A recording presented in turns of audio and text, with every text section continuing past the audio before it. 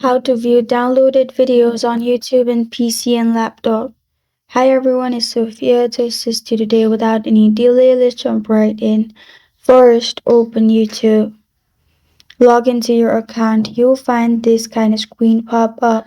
Click on three lines on top left corner of your screen. In here, you'll find all these options. Simply scroll down to You. In You, you'll find Downloads below Liked Videos. Click on Downloads, and in here you'll be able to see all your downloaded videos on YouTube. From here, you can select any of your download videos to play.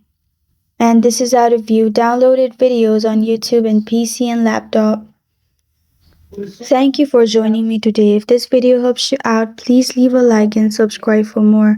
Got a question or want to suggest a topic? Comment below. I am Sophia signing off. Until next time.